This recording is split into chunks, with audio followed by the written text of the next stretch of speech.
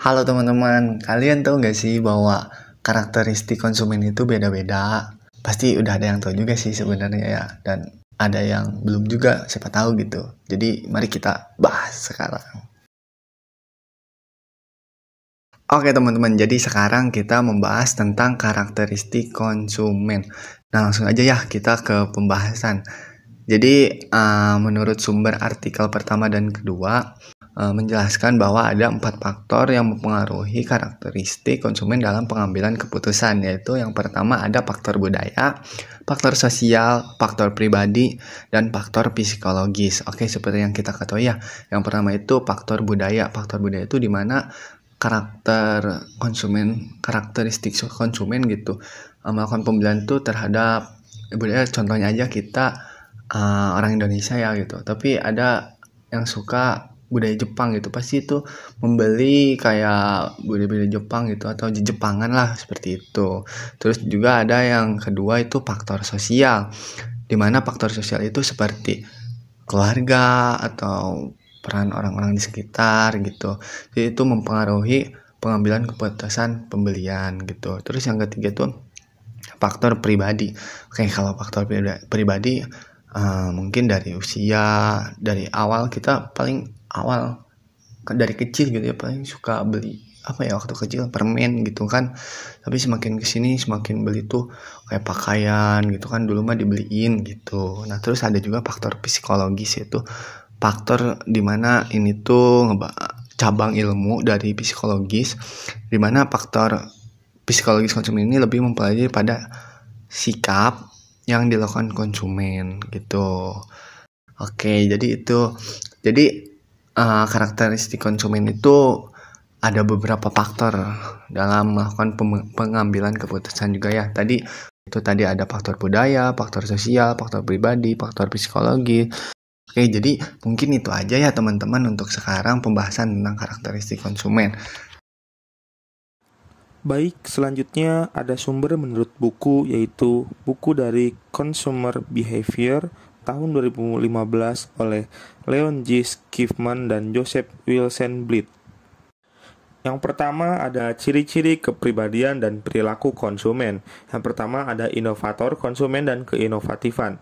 Inovator adalah yang pertama mencoba produk baru, perluasan lini produk dan layanan karena mereka terbuka terhadap ide dan praktik baru. Yang kedua ada dogmatisme. Dogmatisme adalah tingkat kelakuan seseorang kebalikan dari berpikiran terbuka terhadap informasi dan opini yang bertentangan dengan keyakinan dan pandangannya, yaitu berpikiran tertutup. Yang ketiga ada karakter sosial. Konsumen yang diarahkan dari dalam versus yang diarahkan oleh orang lain. Konsumen yang diarahkan dari dalam mengandalkan nilai atau standar dari dalam diri mereka sendiri dalam mengevaluasi produk baru dan cenderung menjadi inovator konsumen. Selanjutnya ada kebutuhan akan keunikan.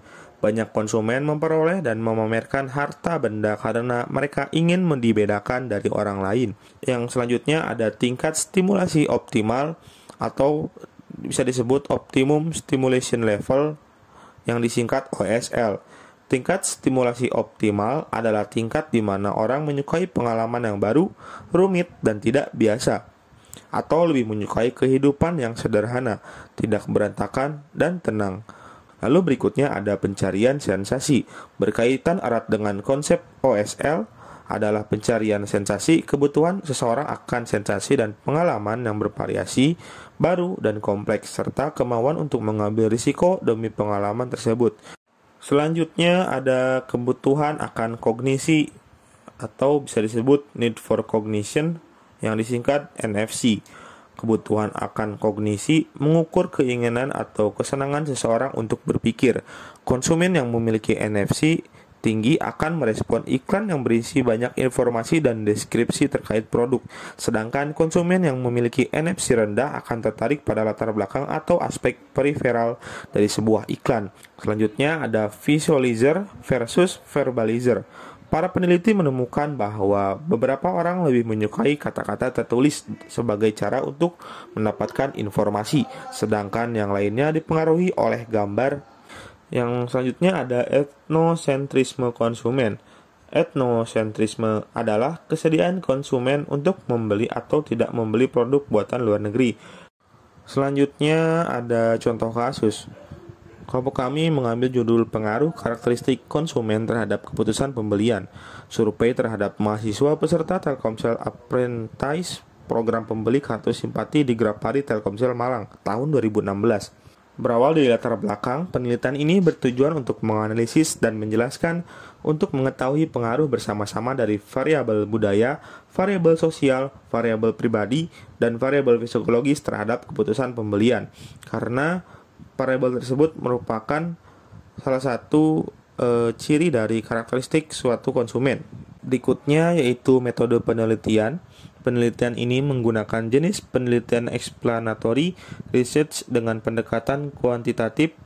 Sampel yang digunakan berjumlah 102 responden yang merupakan mahasiswa peserta magang Telkomsel Apprentice program Grapari di Telkomsel Malang.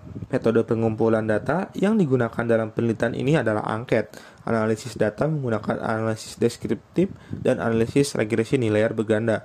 Selanjutnya yaitu hasil. Hasil dari penelitian menunjukkan bahwa adanya pengaruh secara bersama-sama dari variabel budaya, variabel sosial, variabel pribadi, dan variabel psikologis terhadap keputusan pembelian. Lalu adanya pengaruh secara parsial dari variabel budaya, variabel sosial, variabel pribadi, dan variabel psikologis terhadap keputusan pembelian. Variabel psikologis adalah variabel yang paling dominan di antara variabel lainnya dalam mempengaruhi keputusan pembelian. Jadi dapat disimpulkan bahwa dari contoh kasus tersebut bahwa karakteristik konsumen itu berpengaruh kepada keputusan pembelian. Semuanya selalu jaga kesehatan ya. Sampai jumpa di pertunjukan berikutnya.